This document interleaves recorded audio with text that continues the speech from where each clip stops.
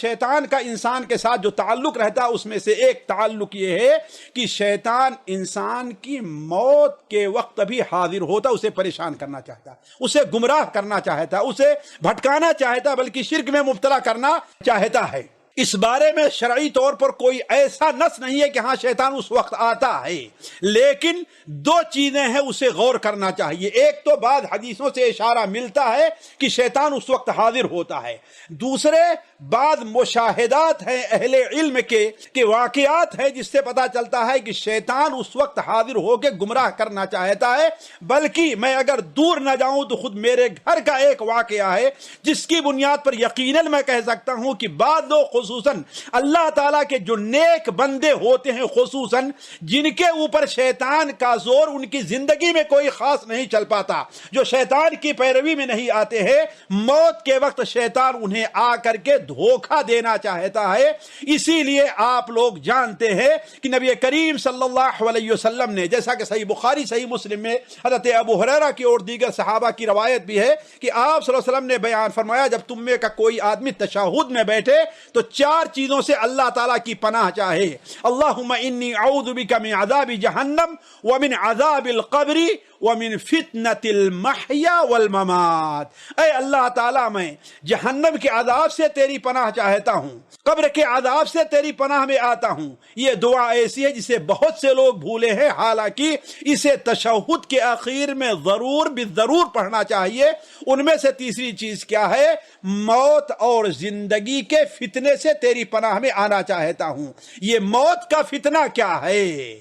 زندگی کا فتنہ کیا ہے؟ علماء نے ذکر کیا ہے کہ موت کے وقت شیطان کی حاضری ہے، کہ شیطان حاضر ہو کر کے انسان کو دھوکہ دینا،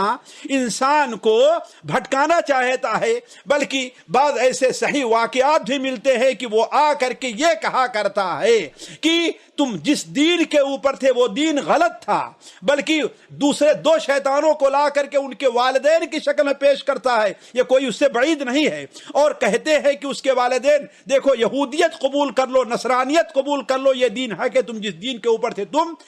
غلط تھے۔ اسی لیے نبی کریم صلی اللہ علیہ وسلم کی وہ حدیث جو سنن ابو داؤد ہے ابو الیسر سے مروی ہے کہ آپ صلی اللہ علیہ وسلم یہ دعا پڑھا کرتے تھے، اللہم انی اعوذ بک من الہدم واعوذ بک من التردی واعوذ بک من الغرق والحرق والحرم واعوذ بک من ان يتخبطني الشیطان عند الموت واعوذ بک ان اموت فی سبیلک مدبرا واعوذ بک ان اموت لدیغا۔ تو اس میں آپ نے کیا بنا؟ واعوذ بک ان يتخبطني الشیطان عند الموت، موت کے وقت شیطان مجھے پریشان کرے، اے اللہ تعالیٰ تو مجھے اس سے بھی محفوظ رکھ لے۔ امام قرطبی رحمہ اللہ اپنی کتاب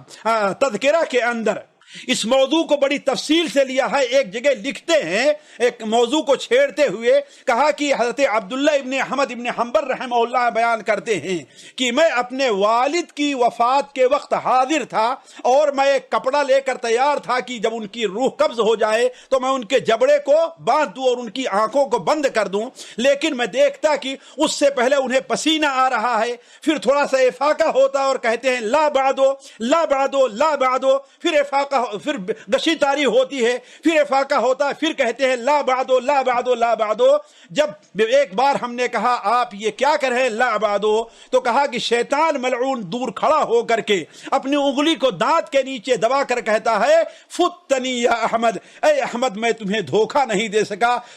حنبل رحمہ اللہ کہتے ہیں کہ نہیں، ابھی جب تک میری روح باقی ہے تب تک مجھے دھوکہ دینے کی قدرت رکھتا ہے۔ تو کہنے کا مطلب ہے کہ ایسا ہوتا کہ شیطان انسان کی موت کے وقت، خصوصاً وہ لوگ جنہیں وہ زندگی کے اندر دھوکہ نہیں دے پایا تھا، جنہیں بہکا نہیں پایا تھا، نیک لوگوں کے خاص طور پر وفات کے وقت شیطان ایسا حاضر ہوتا ہے۔ یہ چند باتیں تھیں جو اس سلسلے میں رکھی گئیں کہ ہاں شیطان کی انسان کے ساتھ کس کس جگہ کے اوپر آپس میں گویا لڑائی رہا کرتی ہے، جس سے ہوشیار ہونے کی ضرورت ہے۔